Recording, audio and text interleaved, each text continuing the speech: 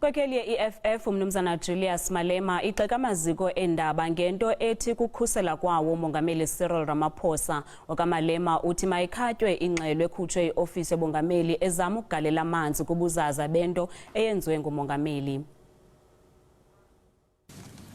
The economic freedom fighters is not shocked by the revelation that there was a burglary and theft at Cyril Ramaphosa Phala farm and that 60 million was stolen.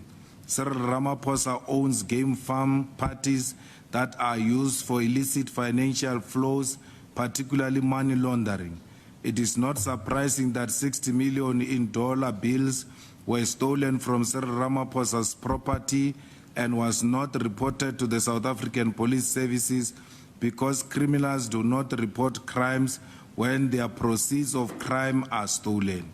As things stand, the President of South Africa is accused of engaging in terrorist and vigilante method of interrogation and subsequently defeating the ends of justice by bribing those who were victim to his criminal action.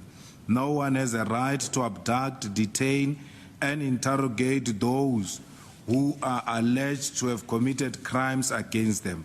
And Ramaphosa did this without the supervision of any competent law enforcement agency, leaving us to believe that these individuals were not only bribed, but they were also tortured. A bribe upon the release of those who were abducted and detained only makes logical sense in the context of brutal torture and inhuman treatment. It is likely that Ramaphosa did not want this to be revealed to the public. Ramaphosa engaged in abduction, kidnapping and bribery to cover up the fact that he kept large sums of illicit money on his farm and could not turn to law enforcement to assist him when this money was stolen.